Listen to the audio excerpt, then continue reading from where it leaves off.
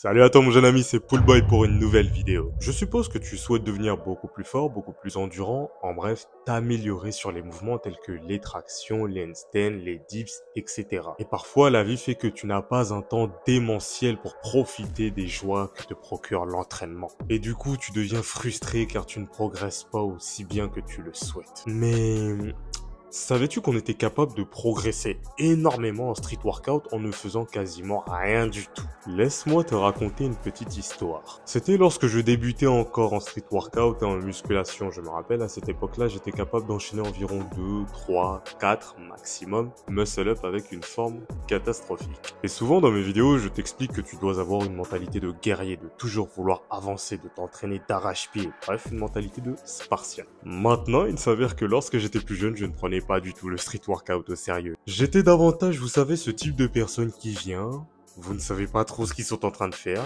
ils n'ont pas de programme. En bref, je faisais tous les erreurs du monde. À l'époque, j'étais encore au lycée et je me rappelle que pour les grandes vacances, on avait juste du temps à notre disposition et ce temps, il fallait l'investir. À cette époque, moi et mes amis, c'était tout simplement aller au parc de street workout. C'était l'équivalent de traîner au quartier. On traînait tout simplement là-bas, on faisait des pompes, des tractions, des entraînements. Mais il faut savoir qu'à cette période-là, on passait quasi 80% du temps à ne rien faire, bavarder, en bref, être dans un salon de thé plutôt qu'à l'entraînement. Mais à la fin de ces 2 mois et demi de vacances, quelque chose de magique arriva. Nous nous sommes tout simplement aperçus que nous étions devenus beaucoup plus forts, beaucoup plus endurants et que nous étions capables d'enchaîner plus de 8 muscle-up d'affilée.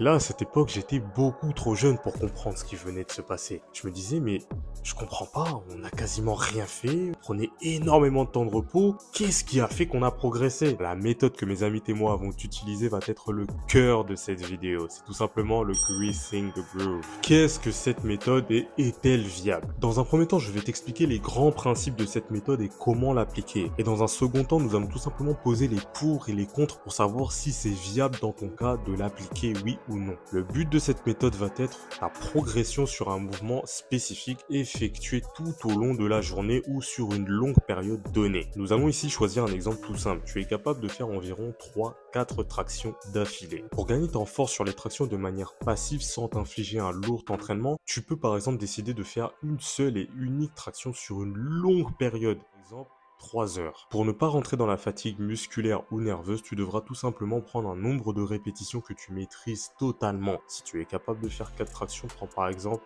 1 ou 2. Le temps de récupération que tu vas prendre doit être aussi gigantesque. Lorsque j'étais plus jeune, entre chaque série de muscle-up que j'effectuais, il y avait un bon petit bavardage d'au moins 15 minutes entre les amis où on se racontait des anecdotes. Donc tu as compris que cette méthode se repose sur 4 points clés. Premièrement, ton nombre de répétitions est en dessous de ta capacité maximale. Si tu peux faire 4 tractions, fais-en 1 ou 2. Si tu peux faire 10 tractions, fais-en 4 ou 5. La deuxième chose, c'est le temps de repos. Il doit être démentiel. Je te recommande au-delà de 10 minutes. Et le dernier pilier va être tout simplement le nombre de séries que tu vas effectuer. Et cela dépend bien sûr de ta plage horaire. Si tu es capable de faire ça pendant plus de 3, 4, 5 heures d'affilée, comme ce que je faisais lorsque j'étais plus jeune, c'est parfait. Pour qui s'adresse cette méthode d'entraînement? Elle s'adresse selon moi principalement à 2 groupes d'individus. Le premier groupe d'individus va être les personnes jeunes qui ont énormément de temps, comme par exemple des vacances scolaires, mais qui sont aussi des flemmards. À 16 ans, honnêtement, j'avais la flemme de passer mon été à faire des entraînements de spartiate et de malade mental. J'allais principalement au parc pour voir mes amis, échanger, discuter, rigoler et en même temps profiter des bars qu'il y avait pour m'entraîner et gagner du muscle. La deuxième catégorie de personnes vont être les personnes qui n'ont pas le temps d'avoir un entraînement conséquent. Lorsque tu choisis un mouvement qui n'a pas besoin de matériel, il est très intéressant de le faire. Par exemple, les pompes. Tu te réveilles, tu fais des pompes. Lorsque tu es au travail pendant ta pause, tu fais des pompes. C'est très facile à mettre en place. Honnêtement, dire que tu n'as pas le temps de progresser en pompe est une hérésie. Pour les tractions,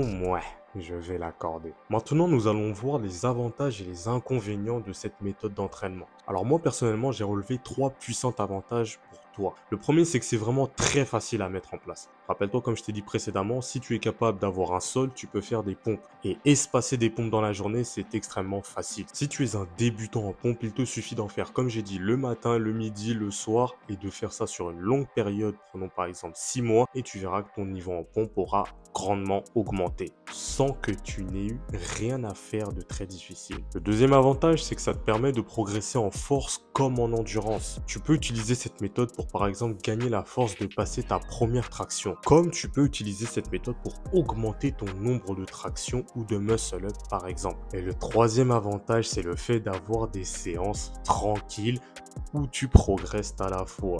Je vais toujours prendre l'exemple de quand j'étais au parc avec mes amis, mais ces moments-là, je ne les compte pas comme des séances d'entraînement. Nous étions vraiment seulement en train de rire, échanger, partager, et de temps en temps, entre 2-3 discussions, hop, on faisait quelques muscle-up, quelques pompes, quelques tractions, et on était reparti dans notre discussion. On ne voyait pas le temps passer, et on progressait au fil du temps. Nous étions en gros de gros flemmards. Maintenant, nous allons passer aux désavantages de cette méthode. Alors, le premier désavantage, c'est que cette méthode va être vraiment très efficace uniquement sur les mouvements que je vais juger faciles. Ça va être principalement les mouvements basiques tels que les tractions, les dips, les pompes. Je vais vraiment te déconseiller d'appliquer cela pour des mouvements beaucoup plus avancés. Pourquoi? Car ça va induire directement le deuxième désavantage. Tu progresses beaucoup moins vite qu'avec un vrai cycle et bien sûr c'est normal, le monde il est pas tout beau tout rose. Si on gagne en facilité et en confort de vie, c'est qu'on le paye quelque part d'autre. Un vrai cycle de force ou un vrai cycle d'endurance va t'amener à un niveau beaucoup plus haut et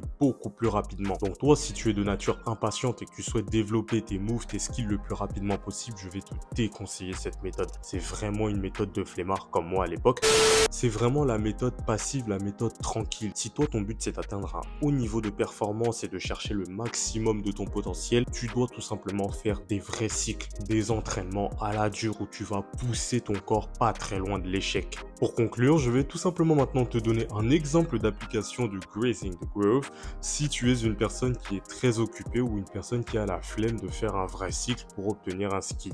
Prenons par exemple le handstand, cette figure qui te permet de tenir en équilibre sur tes mains. Énormément de personnes se concentrent avant tout sur le set and rep, c'est-à-dire la maîtrise des mouvements de base, et m'expliquent qu'elles n'ont pas forcément le temps ensuite de faire des entraînements conçus pour des figures telles que le handstand. Et bah sache que faire tes entraînements de set and rep et combiner cela avec l'apprentissage du handstand par exemple n'est pas incompatible si tu intègres cette méthode. Ça va être vraiment très simple, à chaque fois que tu vas voir un mur, tu vas tout simplement lancer un petit handstand et tenter de le maintenir pour par exemple 3-4 secondes d'affilée. Répète cela toute la journée, ça ne va pas te fatiguer musculairement ni nerveusement et tu peux enchaîner avec ton entraînement quotidien. Au bout de quelques mois, ton entraînement quotidien t'aura rendu beaucoup plus endurant ou beaucoup plus fort, mais de plus tu as gagné une nouvelle figure statique, le handstand, sans y avoir consacré énormément de temps par jour. Et voilà la puissance de cette méthode. Tu es capable de débloquer le handstand gratuitement tout en te concentrant sur le renforcement de tes mouvements de base de set and rep.